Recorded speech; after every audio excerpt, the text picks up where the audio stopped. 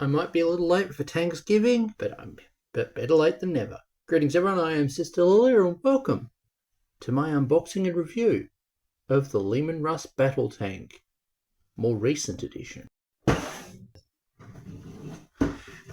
So, we have the Leman Russ. Now, I'm going to be honest with you. I think this is the best incarnation of the Leman Russ kit there is. Like, yeah, sure, we've got the nice looking new Heresy one. It looks cool. It's not modular. Well, it sort of is, in that you can choose to permanently equip it with one loadout, or you can go through the absolute hassle of magnets, and GW don't design their stuff to accommodate magnets most of the time. So, let's just grab a blade and crack the seal on the top. So, I'll take a look at the box art in a moment. Now, yes, the got it dirty from hobbying. So, we've got a number of the variants in here, or on here. Like, we've got the plasma variant, we've got the Punisher cannon, we've got the Demolisher cannon, battle cannon, vanquisher cannon, autocannons or exterminator variant. For some reason they show that. Now they've... Yes, you will probably want clippers for this. Like on here we've got the... I've been out of frame, haven't I? Heavy support available. Greetings everyone. So, we've got a Leman Russ tank here. Well, Leman Russ Battle Tank as the box says, but there's far more in there than just the Battle Tank loadout. Gone are the days where the Leman Russ kit was one loadout and one loadout alone. But I am of the opinion that this is the best Leman Russ kit there is. It knocks the new one out of the park on one major grounds. Modularity. So, all the sponsons you don't have to glue the weapons into, they can just be slotted in. Same for the hull mount, and same for the versions that come on the turret for the Demolisher version. So originally this kit was actually two kits. There was the Battle Tank kit and the Demolisher kit. The Demolisher kit was modular. You could swap out you could hot swap the turrets. Now, rules didn't allow you to hot swap them mid-game, but between games, you could swap them around. The same cannot be said for the Battle Tank version. The Battle Tank locks you into a loadout, which is lousy. But with some spare parts, you can make it actually work as a multiple turret type tank. Like, you can make it so it plugs in and plays the way it does on here. Now, I could be wrong. These could be too heavy to want to stay on, but we'll see. Now, so let's actually open this instead of sucking it off. Yes, I have to make one adult joke in this video. So yes, we've got the long book of instructions.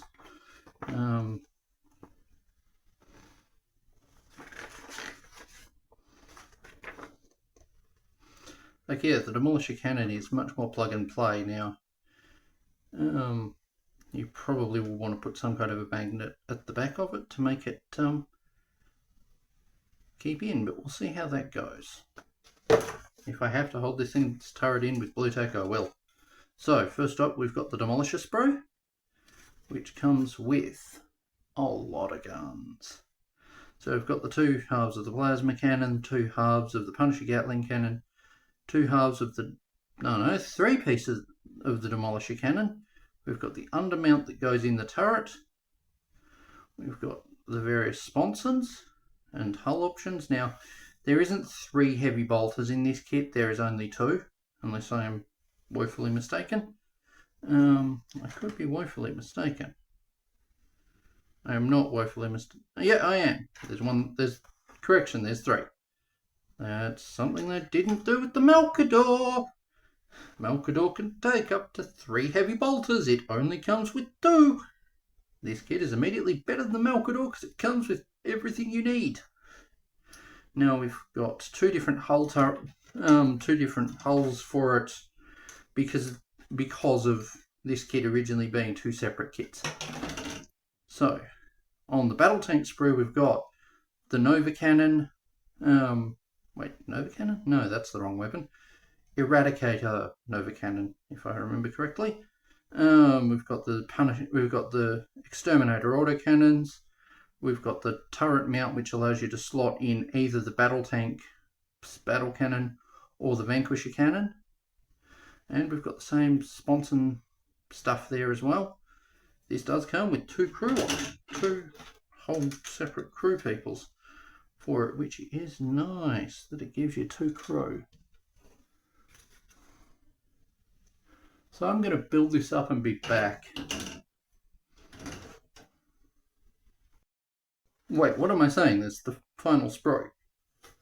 So the final sprue comes with basically most of what you need for the underhull and front covers to go over the heavy bolter that mounts into here. Now, you only get one of these, which is a shame. Would have been nice if they'd, put that on the sprue there so I could have used both, but spare parts is spare parts, and I might yet find a use for the other hull.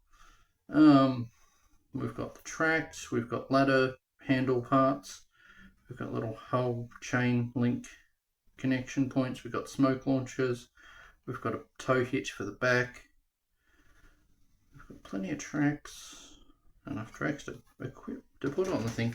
So we've got here, hold up, I think this is the new transfer sheet. Okay, this is the 2022 one. This one came out alongside the Guard Codex.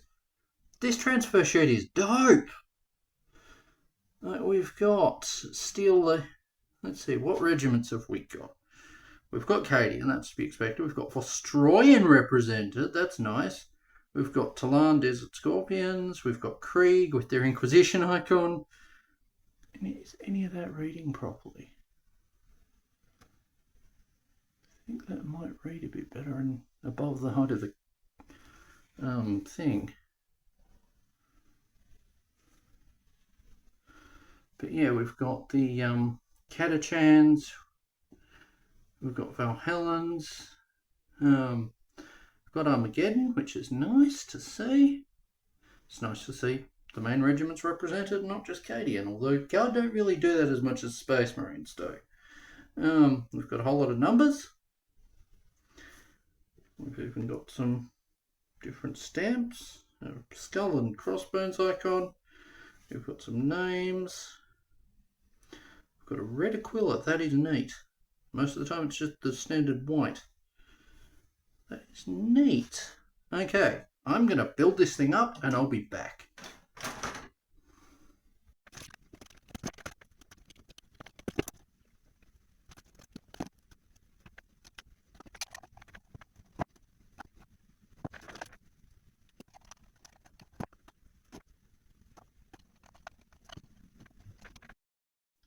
So here's all the options the kit comes with in terms of armaments. Now, this kit doesn't come with the tank upgrade frame, which has both the heavy stubber and storm bolter on it.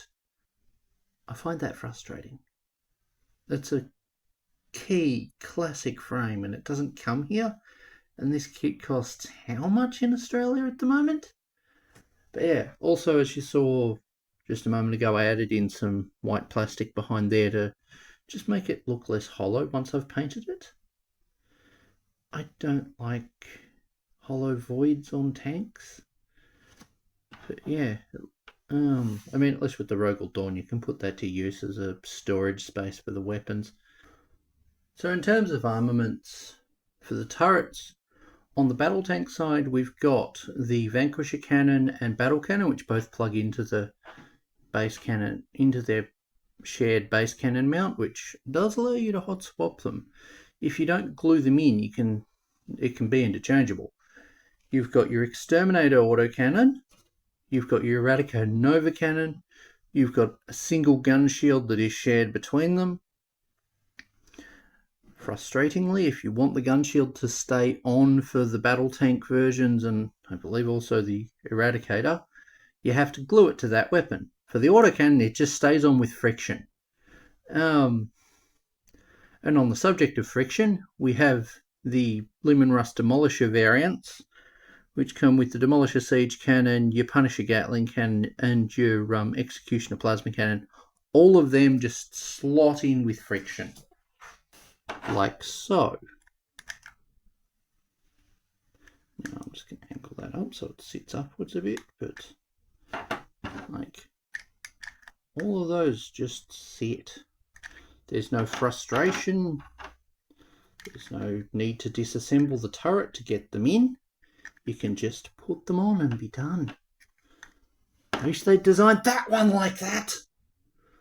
But yeah, in terms of options that you get across the hull of this weapon and sponsons, for the hull you get actually 3 options. You get the option to take your heavy bolter, your lascannon, or a heavy flamer. Now, I don't know if the rules will change in future to take away the heavy flamer. For sponsons, at present, you get the heavy bolter, the heavy flamer, multi-melter, or plasma cannon. Now, all of them have their drawbacks and perks. Not sure how much overheating happens with plasma these days if you fire it on safe mode, but it used to be that it would just overheat and damage the tank. For a while there, it would overheat and explode the tank, which was funny. But yeah, this is not the first incarnation of the Exterminator's autocannon. That goes to the old metal one, which I modified years ago and need to re-modify back to not look like trash. I had ideas because that one looks like lascannons, so I often ran it as a leman russ annihilator because Forge World had rules for that. I don't know if they will going forward, or if they even still do. But yeah, what this kit, the few options this kit should have had in it at launch back at release in like 2010 was coaxial heavy stubber option for the vanquisher, or coaxial heavy, coaxial storm bolter. It also should have come with the option for the conqueror battle cannon, and it should have come with the option for the twin link lascannon of the annihilator. Now, if I'm being honest, I would have rather things were set up so that they all just plugged into the punisher gatling cannon, because like you don't have to assemble that locked in. Like that can be set up to be modular. If you can be bothered, you can make it so that it can accommodate the other turrets, which by all means go for it if you want it.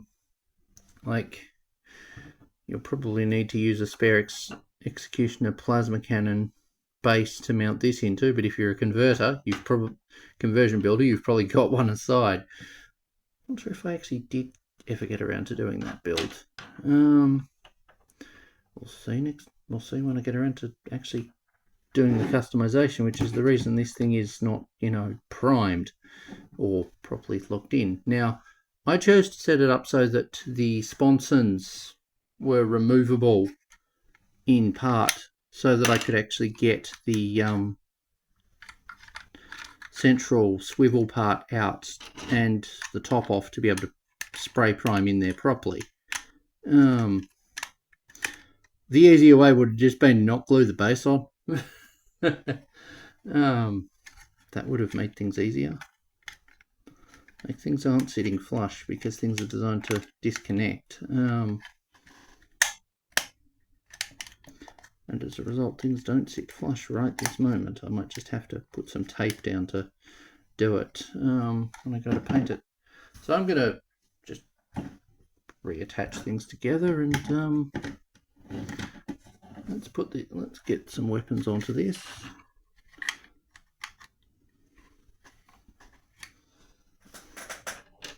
I got the heavy flamers on the wrong side. Oh well. See, they've got little skulls around the sides of them.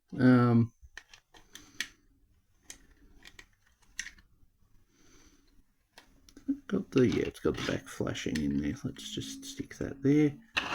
And let's go with the stub nose demolisher variant, shall we?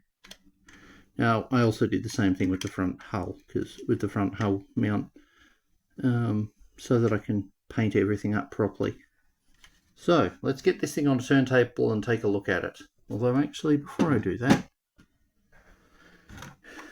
here's that Leman Russ exterminator from earlier. Here's that basilisk from earlier in the year that you guys seem to really like. Here's a knight that I need to finish.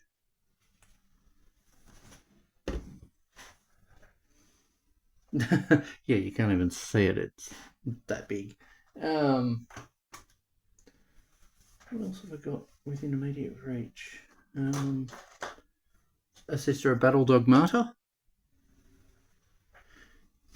Anyway, I'm going to put this on a tripod, on a turntable, and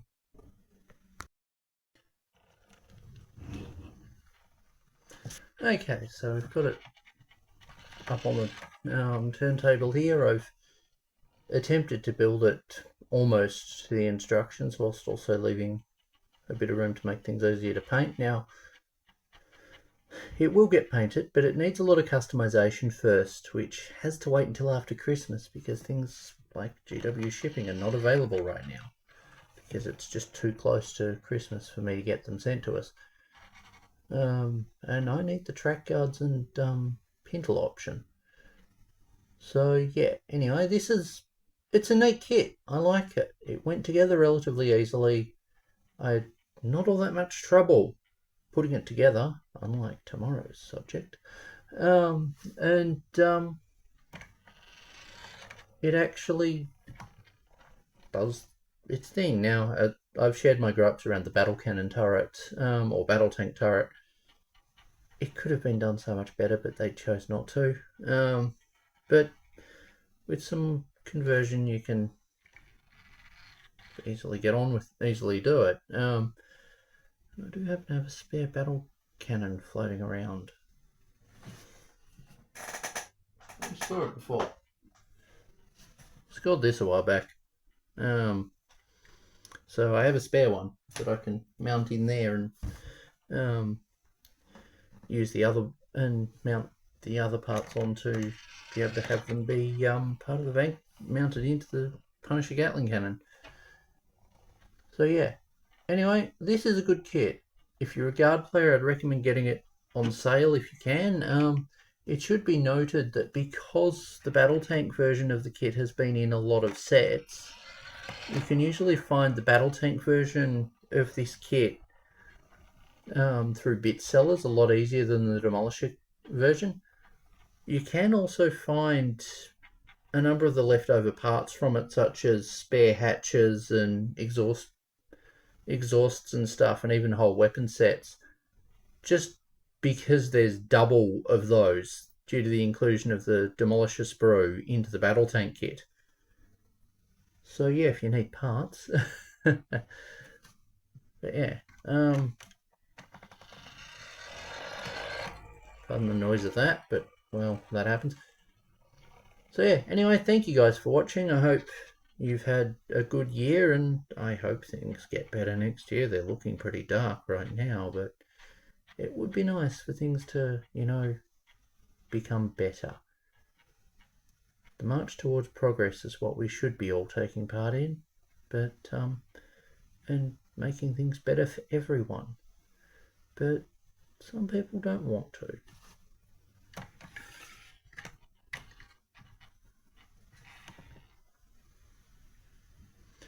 Anyway, thank you guys for watching. I hope you guys enjoyed. What's your favourite variant of Leman Russ? I'd love to hear in the comments. Anyway, for those who plan on sticking around, there is a poll up on my community tab as to what kind of content you guys would like to see. Do you want to see more conversion build videos? Do you want to see more reviews? Do you want to see some more cosplay stuff? Do you want to see skits? Feel free to vote for your favourite out of that collection, and I'll see about acting on it in the new year. Anyway, thanks for watching. Bye. I think my favourite memory of a Leman Russ Demolisher is it crashing through a wall and claiming an objective in a game that was otherwise lost. Still didn't win me the game, but at least I had a win. in what was an absolute landslide victory for my opponent. Thanks for the memories.